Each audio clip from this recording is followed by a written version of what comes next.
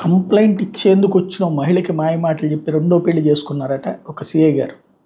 నంద్యాల దగ్గర ఈ ఉదంతంలో చివరికి కోర్టు జోక్యంతో కేసు నమోదు చేయాల్సి వచ్చింది. నంద్యాలలో సిసిఎస్ సిఐగా పనిచేస్తున్న సురేష్ కుమార్ మీద అన్నమయ్య జిల్లా మదనపల్లి పోలీసులు కేసు పెట్టారు. వైఎస్ఆర్ కడప జిల్లాకు చెందిన పవన్ కుమార్ హైదరాబాద్లో స్థిరపడి దుబాయ్లో సాఫ్ట్వేర్ ఉద్యోగం చేస్తూ అప్పుడప్పుడు వచ్చేవాడట.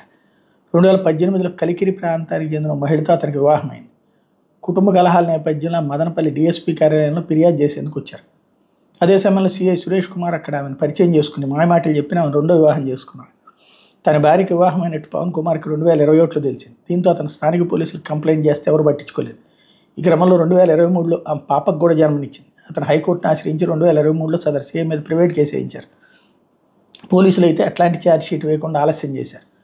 చివరికి బాధితుడు ప్రధానమంత్రి కార్యాలయానికి కంప్లైంట్ చేయాల్సి వచ్చింది. అక్కడి నుంచి డీజీపీ కార్యాలయానికి సమాచారం రావడంతో ఉన్నతాధికారుల ఆదేశాలతో పోలీసులు ఏడాది జూన్లో మదనపల్లి పోలీస్ స్టేషన్లో సిఐ మీద కేసు నమోదు చేశారట.